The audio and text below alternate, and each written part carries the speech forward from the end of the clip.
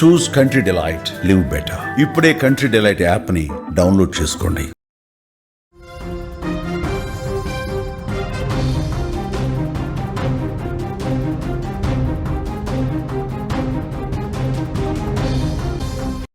ఓ హత్య చేసిన తర్వాత నేరగాడు ఏం చేస్తాడు?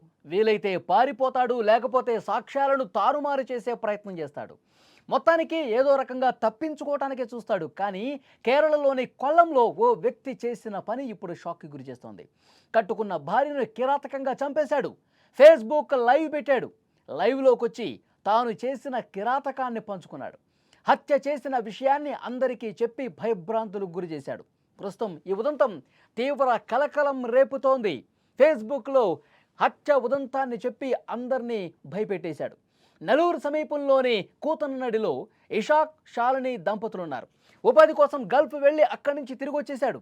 అయితే వారి దాంపత్య జీవితంలో చిన్న చిన్న విభేదాలు ఉన్నాయి. అవి క్రమంగా తీవ్ర రూపం దాల్చాయి. ఈ క్రమంలో సెప్టెంబర్ 22న శాలిని స్నానం చేయడానికి వంటగది వెనుక ఉన్న పైప్ లైన్ దగ్గరకు వెళ్లే సమయంలో ఆమెపై కత్తితో కిరాతకంగా దాడి చేసి ప్రాణం తీశాడు. అనంతరం ఏమాత్రం భయం లేదు, బాధ లేకుండా తన ఫేస్బుక్ పేజీలో లైవ్లోకి వచ్చాడు. అందులో చావు కబురు చల్లగా చెప్తున్నాడు. తనపై నమ్మకం లేకపోవటం, అలాగే ఆభరణాల దుర్వినియోగం చేసిందని, అందుకే ఆమెను హతమార్చినట్లు లైవ్లో చెప్పాడు. తర్వాత పోలీస్ స్టేషన్కి వెళ్ళి లొంగిపోయాడు.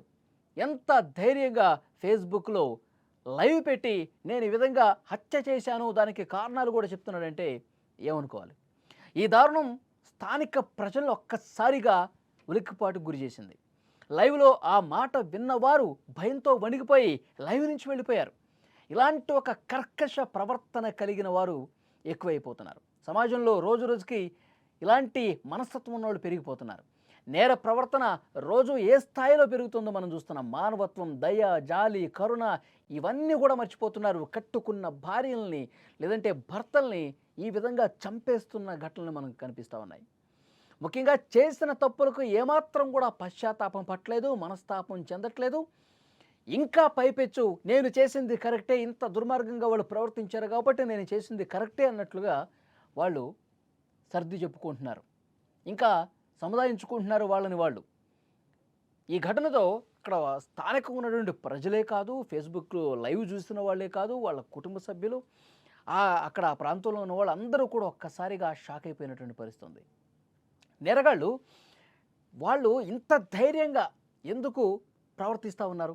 ఒక మనిషిని చంపేసి నేనే చంపాను అని చెప్పి ఇంత లైవ్లో మళ్ళీ అది చంపేసి అక్కడ పారిపోవడం, లేకపోతే పోలీస్ స్టేషన్కి వచ్చి లొంగిపోవటము ఇలా చేస్తూ ఉంటారు సహజంగా. కానీ ఫేస్బుక్ లైవ్ పెట్టి చెప్పడం అనేది వాడి వికృత మనస్తత్వానికి, వాడి ప్రవర్తన ఎంత హింసాత్మకంగా ఉందో, ఎంత సైకోలాగా బిహేవ్ చేస్తూ ఉన్నాడు అనేది కూడా అర్థమవుతుంది. దానికి మళ్ళీ కారణాలు చెప్తా ఉన్నాడు.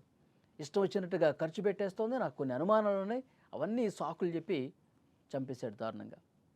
సో ఇలాంటి వాళ్ళని ఏం చేయాలి? ఇంత సైకో బిహేవియర్ కలిగినటువంటి వ్యక్తుల్ని ఏం చేయాలి?